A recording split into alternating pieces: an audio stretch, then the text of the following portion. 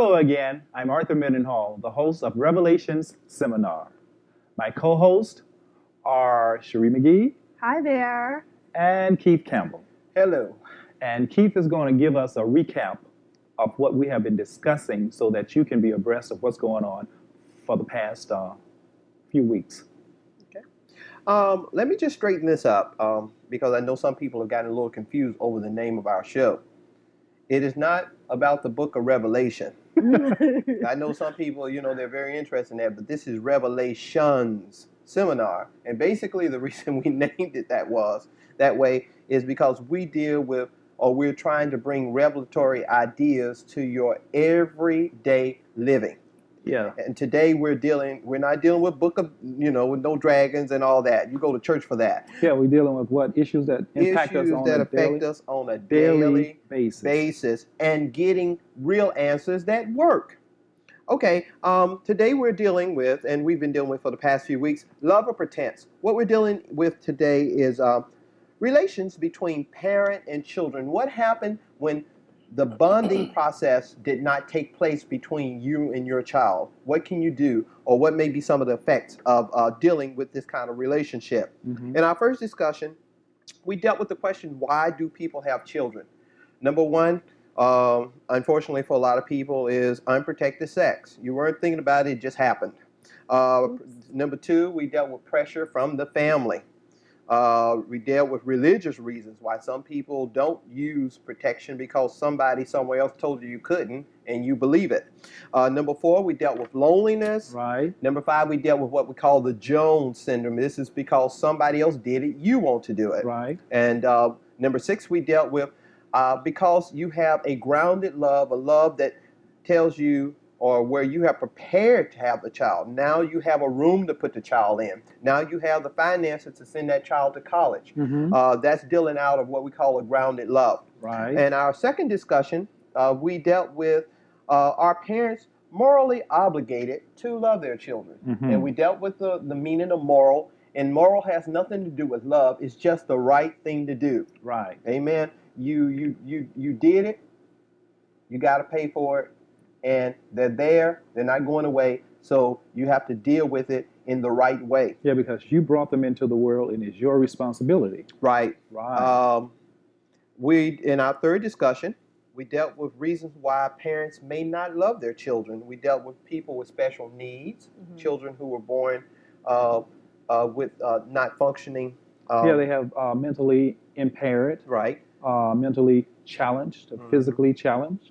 Or as we say, they're just not normal, whatever that means. Right. Number two was unplanned pregnancies. Number three, the child possesses a characteristic of an estranged parent, or somebody who just ain't living with you. You don't like them no more. You got rid of them. You got their children. Okay. Number four was stepchildren. Right. Which is very interesting. Yeah. We dealt in our fourth discussion. We discussed on how important it was to bond and what significance does it play in a child's parent-world relationship. And then we dealt with establishing connections with your children. What could you do?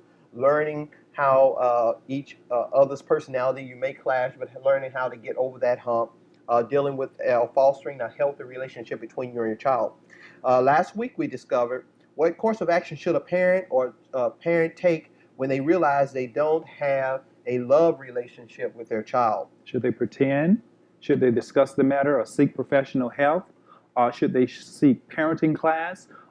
Should they have a grandparent rear that child? Or should they consider adoption as a last resort? Right. And then we discussed also last week about is it okay, or when does the time come when a parent should just really sever the relationship with a child who may be having a lot of problems? And we discussed on how important it is for you as a parent to put what you need to put in your children, because what you put in is what's coming out, and they will impact the community and the world.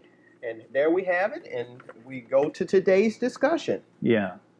So there's one more thing we did discuss. We discussed some realities for children that are not loved by their parents. And we had four: neglect, they are neglected, they are abused, abandoned, and there are behavior problems.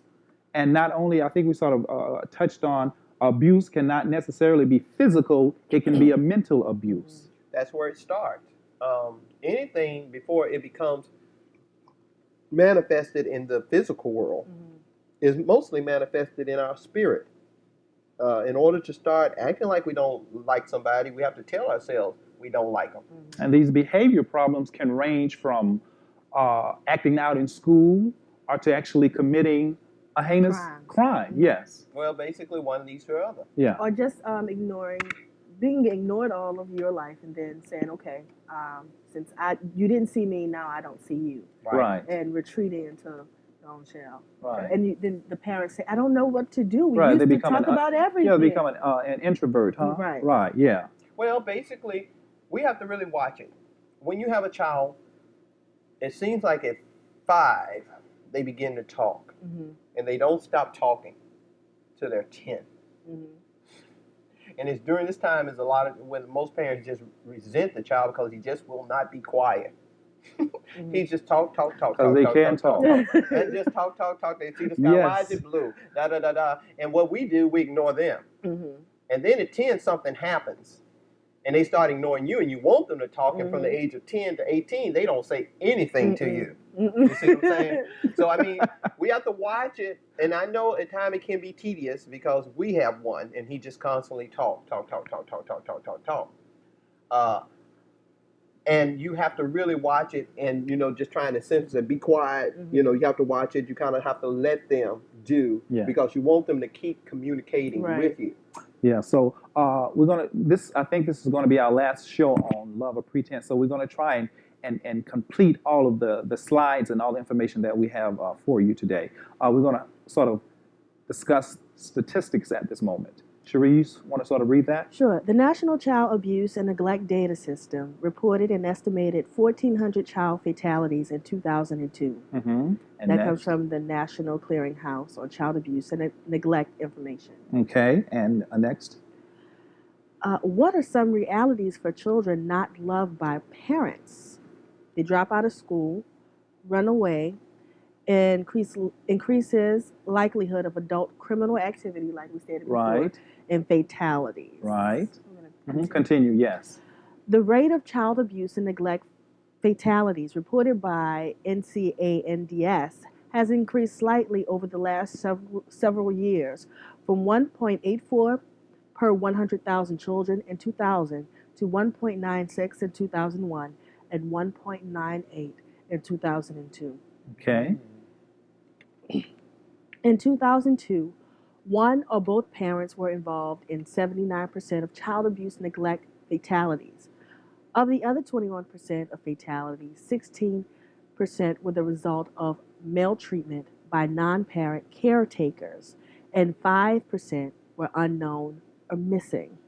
And that comes from Child Maltreatment 2002. So the parents are the ones who are doing most of the abuse. You have a combination. You have the parent, you have caretakers, and this sort of relates to what Keith was saying, is that once you have a child, the best situation is to have both parents in the home, because one will be at home taking care of the child while the other is out bringing in the loot, the money. Yes. Let me and add this. that will sort of eradicate the possibilities of a child being abused by a caretaker. Let me give this to the audience. When you do not allow yourself to take advantage of your situation, you get a mess. When you had a toxic relationship with your parents, so you severed your relationship from them because you didn't receive from them what you thought you were supposed to get, and now that you are an adult, you have decided you're not going to have anything to do with them, or you're going to keep them as far out of your business as possible. Well, you don't realize what you're doing is that you are cutting off your support system. I would love it to be the day, and I do think once I become a grandparent, no, I am a grandparent, but when I get older, my plan is to move in with, with your children. You with my children. We're gonna, I mean, build a outlaw or in-law house. Uh-huh. But the thing is that you want to know why? Because I know in raising their children, they're going to need me. You see what I'm saying? We have gotten away from using what God has given us to help us. Think about a situation. If you have two grandparents on the premises with you, Right. and you have children, and let's just say you both got to work because you just got greedy. You see what I'm saying? But you have two grandparents there all the time. Then you're going to have the situation where that child is not going to be left alone. He will begin to know about a family kind of love. You see what I'm saying? Where the grandparents respect your authority. You see what I'm saying? But they also know, because they're grounded and you're grounded, on how to make this family relationship work. But what if the grandparent just doesn't don't know the grandparent just doesn't want to be involved anymore? They say, okay, I've raised my children. I'm sorry, I just don't have time. I don't want to be involved. You know who say that? Who says this? Grandparents who did not invest the right love into their children. So, I mean, into their children, not the grandchildren. See, this is a crazy thing. mm-hmm. When they treated their children, the children, and then the grandchildren come, and they treat the grandchildren a totally different way than they did their own children. You see what I'm saying? Whether they learned or da-da-da, or they say blah, blah, blah, then I guess they're more relaxed with yours because they know you're going to take them away. Yeah, that's what I was getting ready to say. But the thing is that I think selfishness has to die when you make the decision to have children. Adopt. Whatever. The deal is, it has to die, but it has to die forever. You can't say, oh, they're 29, they're out of my life. Hooray, it's me time. I don't think it ends there. I think when you bring in human beings, that relation goes until you die. Yeah, I guess as time progresses, because I guess as time progresses, certain responsibilities or commitments decrease. Because of course when they're 6 years old, you have more responsibilities for this child. Right. But as they get older, I guess it decreases. I don't think it does. I think America, because we messed up again, and we don't know what love is. I'm talking about responsibility, not love. That's love. That's basically what love becomes. Responsibility. When you said responsibility, I went directly to financial. I ain't got to feed you. Yeah. I don't have to clothe you anymore. Right. It's not that you don't love them anymore. It's just simply saying, okay, well, these responsibilities are no longer mine. Well, if you are the type of person who's physical more than spiritual, well, I ain't got to feed you no more. I think a truly spiritual person said, I've always got to feed my children, even if it's with knowledge and wisdom and understanding. You see what I'm saying? You're constantly in that position as a child, as a caregiver, until you check out of here. You see what I'm saying? I think in a real love relationship, love does not grow weaker, it grows stronger. So do you think unloved children should confront their parents? About what? Why don't you love me? Right. They for some reason they feel as though they're not being loved the way they think they should be loved. Children never think they're being loved the way they should be loved. Well, what about adults? What about adolescents? Adults, that's the reason we have adults who never feel like they're being loved, even though they're. No, I'm talking loved. about we're talking about confronting their parents. And that's what I'm talking about.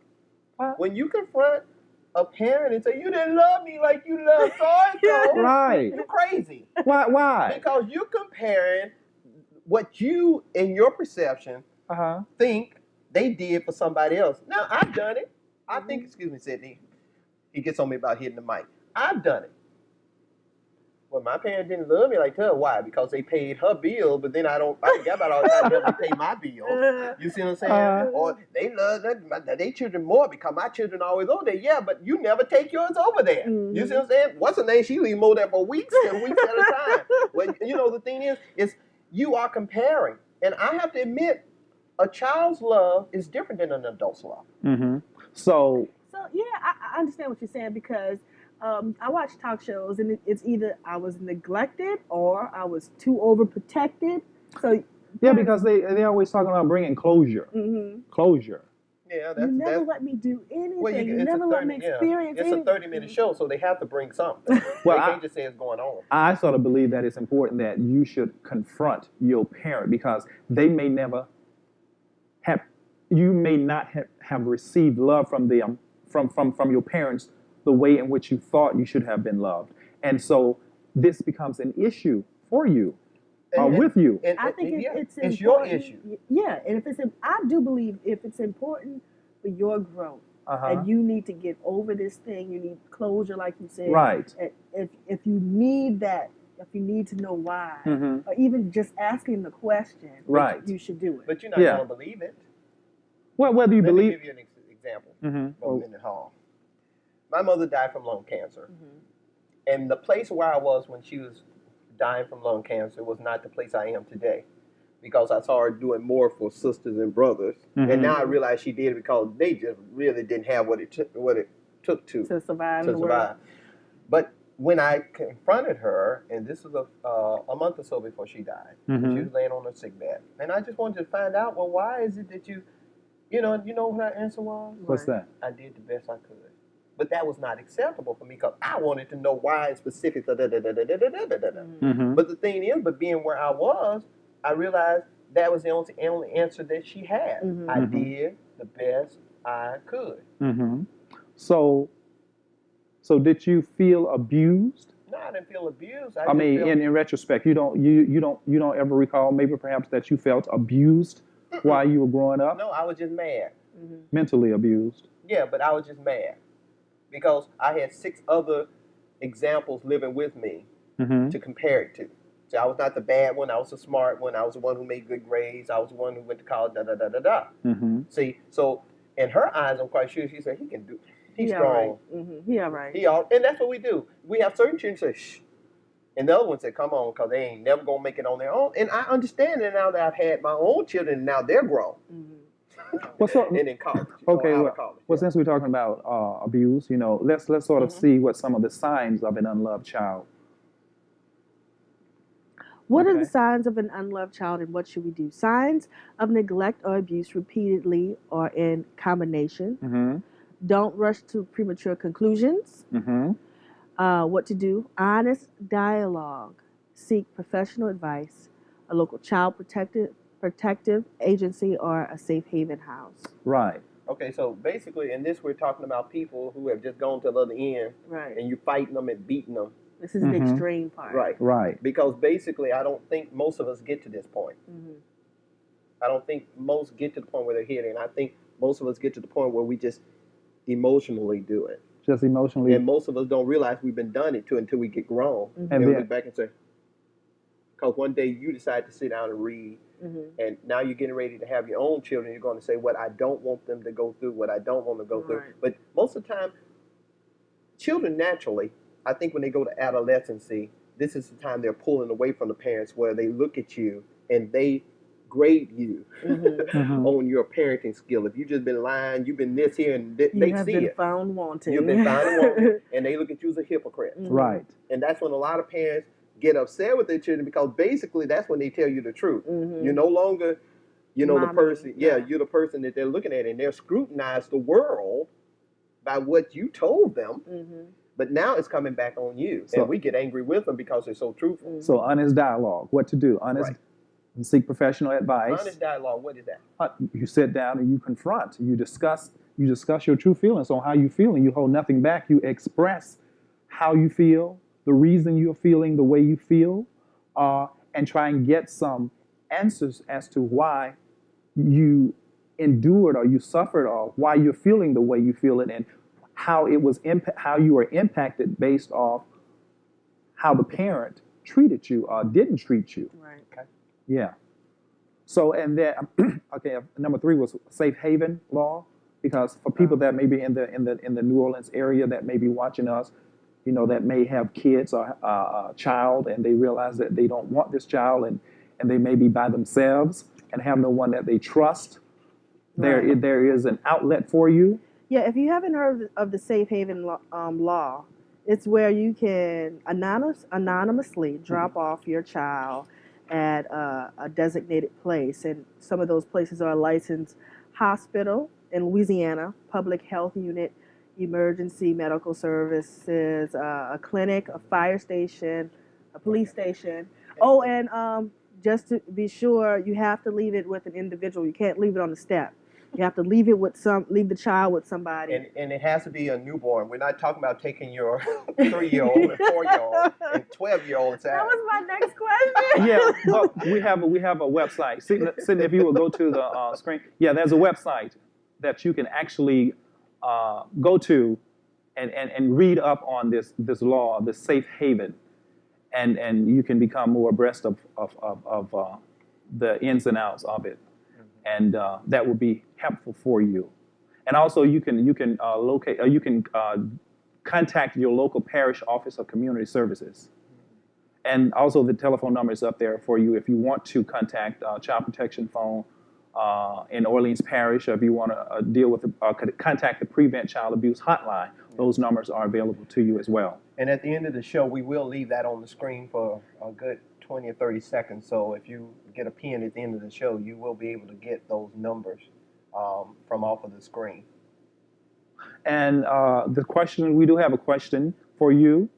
Do you honestly love your children, or is it a pretense? And if asked today, how would they respond to you? That's a question to you, the public, again. Do you honestly love your children, or is it a pretense? And if asked today, how would they respond? And our resolve. Cherie?